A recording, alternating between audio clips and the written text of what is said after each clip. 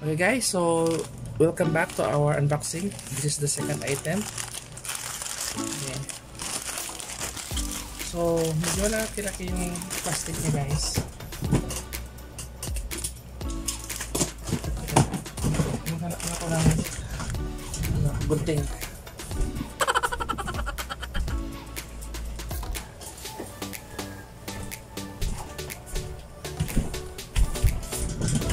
Yan.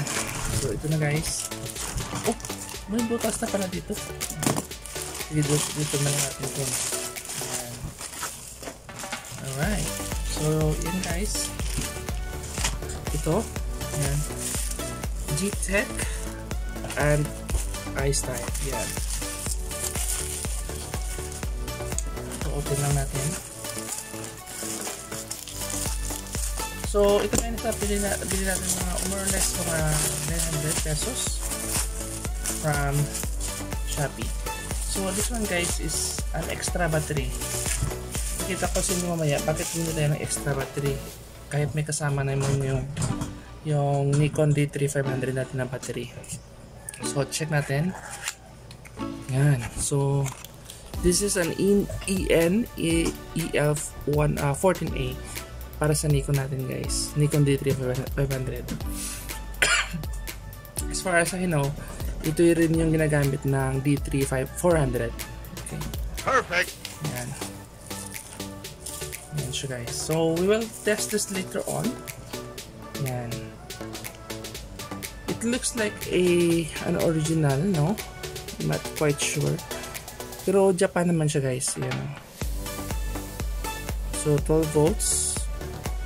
I'm sorry, 7.2 volts at 1.23 ampere.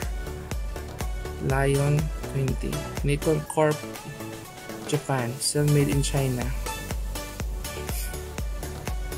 Further processed in Indonesia. Wow, grabe. Tatlong country pala to.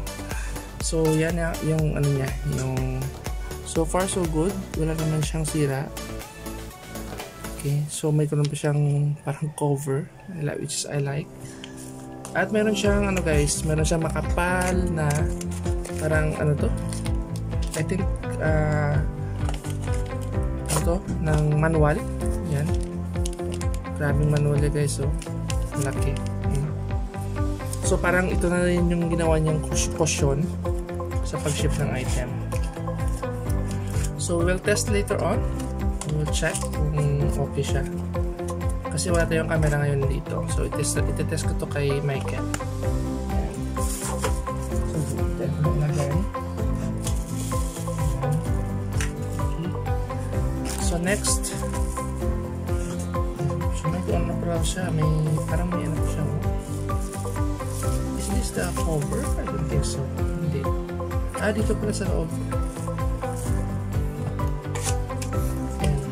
So ito siya, i-bubble wrap pa siya. Ayan, bubble wrap siya.